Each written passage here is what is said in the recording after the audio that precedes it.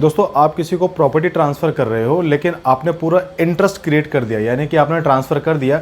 अब आप कहते हो कि मैं एक कंडीशन लगाना चाहता हूँ, ये कंडीशन ऐसे काम करेगी, आप इस प्रॉपर्टी पर सिर्फ यही काम कर सकते हो। तो वो मैं आपको ऑलरेडी बता चुका हूँ कि लास्ट शॉर्ट में हमने सीखा था, पढ़ा था कि इस तरह की कोई भी कंडीशन ट्रांसफ़र प्रॉपर्टी एक्ट 1882 के हिसाब से वैलिड नहीं होती है, लेकिन एक एक्सेप्शन होता है उसका। तो आज इस शॉर्ट के अंदर हम बात करने वाले उस एक्सेप्शन के बारे में। इसका एक एग्जाम्पल आपको देता हूँ कि कौन सा एक एक्सेप्शन है कि प्रॉपर्टी देने के बाद भी आप अपनी एक कंडीशन जारी रख सकते हो, कंटिन्यू कर सकते हो। कौन सी कंडीशन होगी और कौन सा एक्सेप्शन होगा, कौन सा एग्जाम्पल होगा। तो उस एग्जाम्पल की आज मैं बात करता हूँ। चलो मान के चलते हैं कि मैं आपको अपनी एक प्रॉपर्टी देता हूँ, आपके नाम पर ट्रांसफ़र कर दी मैंने, पर मैं उसमें कंडीशन लगाता हूँ कि भाई ये जो खेत है ना, इस खेत में आप एक दीवार लगा सकते हो, यानी कि दीवारें कितनी भी लगाओ मुझे कोई दिक्कत नहीं है, पर एक साइड की दीवार मत लगाना, क्योंकि जिस साइड की दीवार लगाने के लिए मैं मना कर रहा हूँ उसके साथ में ना मेरी दूसरी प्रॉपर्टी पड़ी है। अगर आपने वो दीवार लगा दी तो सूरज की किरणें वहाँ तक नहीं आ पाएगी, यानी कि मुझे नुकसान होगा, मेरी खेती खराब हो जाएगी अगर धूप वहाँ तक नहीं जाएगी। तो इस तरह के जो एक्सेप्शन है, जो कंडीशन है, वो वैलिड होंगे, यानी कि आपकी उस प्रॉपर्टी से जुड़े हुए दूसरी किसी प्रॉपर्टी का अगर इंटरेस्ट जो वो हार्म हो रहा है,